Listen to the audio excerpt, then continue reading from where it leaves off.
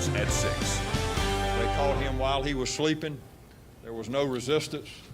I will tell you that he was armed with both a semi-automatic pistol and a pump shotgun. He was also had additional ammunition.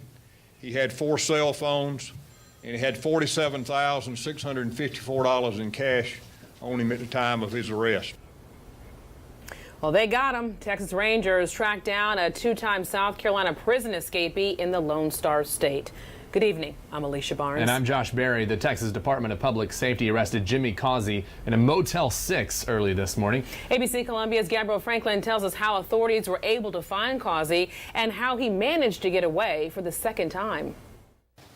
In a joint announcement, the director of the South Carolina Department of Corrections, as well as the State Law Enforcement Division, announced that they believe drones, as well as contraband, played a role in helping an inmate escape. As long as cell phones continue to be utilized by inmates in prisons, we're going to have things like this. We're going to have very well-planned escapes, as this was. SCDC Director Brian Sterling says on Independence Day, Causey used cell phones to arrange having tools delivered to him while he was still behind bars at Lieber Correctional in Dorchester County. We believe a drone was used to fly in the tools that allowed him to escape.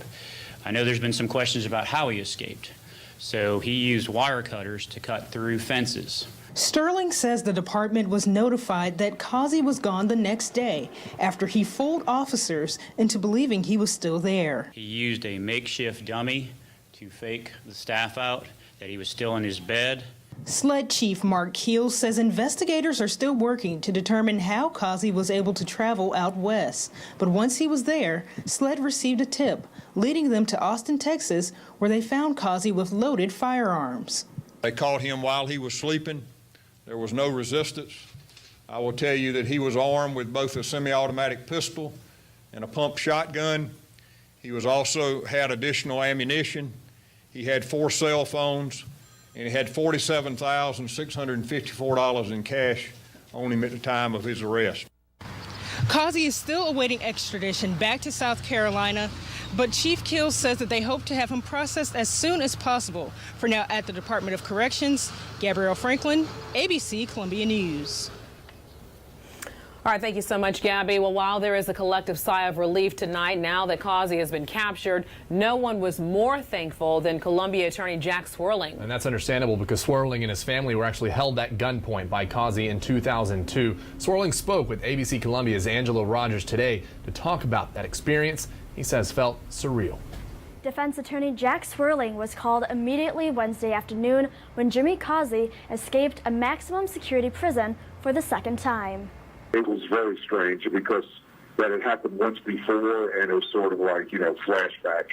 It was hard to believe what I was being told, that he escaped again. And I had clear recollections of what happened, was it 10, 12 years ago when he escaped. So surreal is a good word for it. Causey was sentenced to life in prison after holding Swerling and his family at gunpoint in 2004. So when Swerling heard Causey was on the streets again, he thought of those closest to him and needing 24-hour security. I think my immediate reaction was, oh no, how could it happen again? But then, how are we going to go ahead and make sure that everybody that, was close to me was going to be protected and not have to worry about him coming near us. Swerling is on a week-long vacation and was out of town when he received the call saying Causey was on the loose. But he says with all of the agencies involved, he knew Causey would be caught soon. Well, I was very pleased to hear that they had apprehended him, and I felt confident that they were going to. He had been apprehended before, and he made mistakes, and apparently he made some mistakes again. Swerling says he's not surprised Causey was found with a shotgun and a pistol, and says it's good to know he's off the streets once again. I'm just, I'm glad he is captured, and I just really appreciative to law enforcement and the Department of Corrections for dealing with me the way they did. In the studio, Angela Rogers, ABC Columbia News. Thank you, Angela, for that report. A Sumter family was in bond court today after deputies say they found more than 60 pounds of marijuana in their car. Now, bond was set at $20,000 for Michael Hendricks, $15,000 for Marianne and Robert Hendricks. Sumter Sheriff Anthony Dennis says the Hendricks family bought the marijuana from their home, from Washington State, where it's legal. However, it's still illegal to take it outside the state. State prosecutors are now offering plea deals to 4 former Horry County police officers who were charged with sexual misconduct in office. Now, if Luke Green, Troy Large, Todd Cox, and Dardell Williams do not accept the deal, now their trial will begin in September. The officers are charged with coercing women into sex and ignoring nearly 100 cases they were supposed to be investigating. The specific details of the plea deal were not released. And a Columbia man is accused of distributing child pornography. Now, the state attorney general's office says 39-year-old Carlton Thomas was arrested Wednesday. He is now facing 11 charges related to sexual exploitation of minors. And Richland County deputies are looking for suspects after they say a woman was left at the hospital to die Wednesday morning. Yeah, investigators say at around 4:30 that morning, Albertus Lewis took his 20-year-old girlfriend, Myra Sanchez, to Palmetto Health Richland with a gunshot wound. When he got there, he put her in a wheelchair and left. She later died from her injuries. Now, the charge Lewis faces is obstruction of justice. If you've got any information on this incident, please call the Richland County Sheriff's Department or Crime Stoppers at 188-CRIME-SC. Columbia police arrested a man who they say shot someone after an argument Wednesday night. Investigators say Michael Jones was arrested in Lexington yesterday by the Midlands Gang Task Force. Police say Jones was arguing with the victim on Elmwood Wednesday night before the shooting. Police say the victim's injuries, while serious, are not life-threatening. And Richland County deputies are looking for 2 men they say were caught on camera moments before breaking into a home. Take a look at some security footage. Investigators say on June 29th, the men seen in the video broke into a home on Hamilton Place Circle in northeast Richland County. Deputies say the men took a TV and caused more than $300 in damage to the window they broke in through.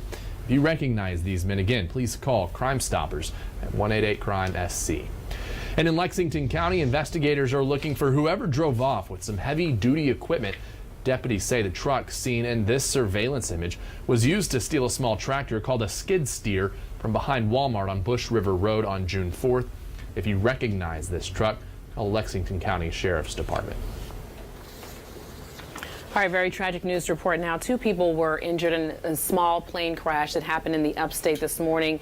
Greenwood County Sheriff's Lieutenant John Long says that it happened around 7:30 this morning as the plane was approaching the county airport. There's no word yet, though, on what investigators believe caused the crash.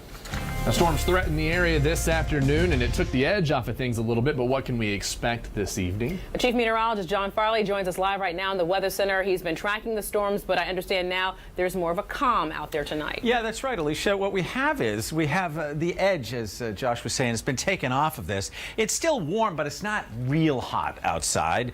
Columbia right now sitting at 84, Lexington the same, but notice as you get to the east where the storms are still working their way through, the temperatures aren't quite as cool. Here's what it feels like. Still 105 Manning, 107 in Springfield, but again, near the metro here, it's more like low 90s. Here's a look at that storm there. This is looking way off down into Orangeburg County from our live camera. You can see the puffy billowing of this thunderstorm. I'll show you where it is on the radar. This is it right down here. There's Orangeburg County. This is 95 and 26. Those are the 2 storms that are really left to speak of, and they continue to head out toward the coast. Now upstream, there's a little bit of action here west of Augusta, but it looks like most of that is going to fizzle out on its way in. So if you're going out tonight, yes, it's warm, but you should be okay. 80s, mostly clear, not so hot.